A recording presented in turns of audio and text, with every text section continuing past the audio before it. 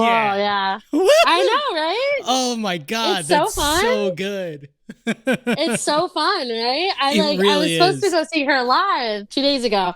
I'm recovering from COVID, so I couldn't do it. Oh, But that sucks. oh my That God. I'm sure that Yeah, they put yeah. on the best show. Dude, Oh, right?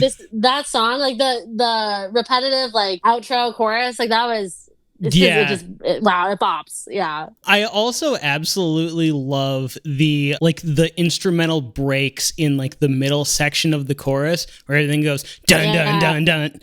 Pause. Dun dun dun dun. Like, it's such great use of dynamics to make everything feel really heavy in this, just relentless chorus section, and it's so catchy too. Like the hook is chef's kiss again. Chef's kiss. So good. Exactly. Yeah. No, it's so catchy. It's like genius. Yeah. And it's like she released it like right now. Like it's like summer, perfect time.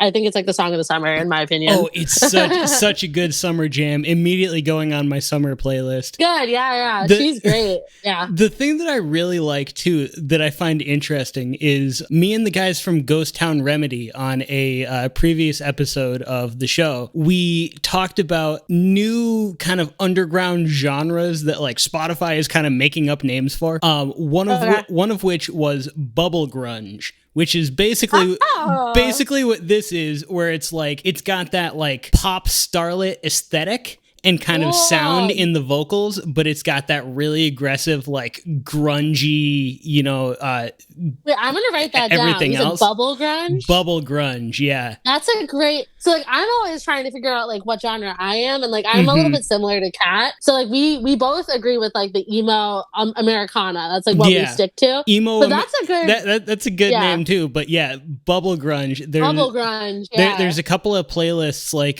Kississippi. You mentioned them before too. I love her. Would definitely say that she's kind of in that bubble grunge aesthetic too. I think it's just such a fun sound because it's got the really heavy stuff that you can like headbang to, but it's just so hooky and catchy. It's got like the perfect blend. So much fun. Exactly. Yeah. No, I agree. Yeah. So does she have like a lot of other music out right now, or is she still kind of projects? Okay. Yeah. From like, I think she released stuff. I could be wrong, but starting in like 2018, she graduated from Berkeley. I think I could be wrong. Okay. But yeah. She's super great. Cool. She's dope. Yeah, definitely gonna have to check out the rest of her stuff for sure. Yeah. I met her in one of those like DIY groups, and I was like, oh my God, your music's fucking amazing. Like, what the fuck?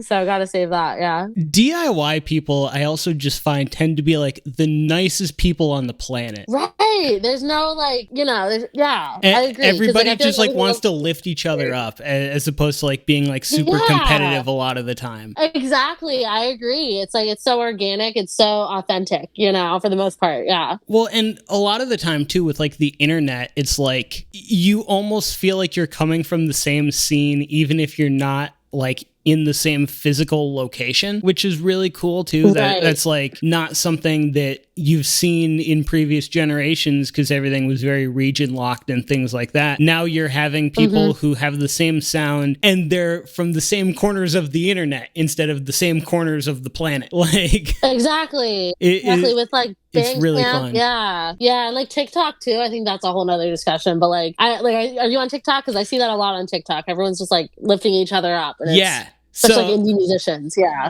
That's actually a good transition because I've got a song that I wanted to play that I found on TikTok. Ooh. One of my absolute favorite things about that app is the fact that it's such a good tool for finding new music because people are just like constantly posting stuff and you can find cool stuff. So this is a band, they call themselves prog punk because they like to do really weird like mixed meter like interesting time signature stuff, but they also like everything is really hooky and kind of like pop punk aesthetic. Awesome. Yeah, their bassist is on my For You page all the time on on TikTok, and I actually found this song particularly because the bass riff for the intro is alternating between 14/8 and 15/8 respectively, and it's like a really weird way to count, but when you listen to it, it just makes sense and sounds really cool. So this is it kind of like math rock in a way, or is it? It's like math rock, but it's more catchy. Basically, it is kind of how I would describe it. So this song is called "Hold It Over Me" by Stop.Drop.Rewind, and it was the lead track on their EP that they released earlier this year called Heavy Love.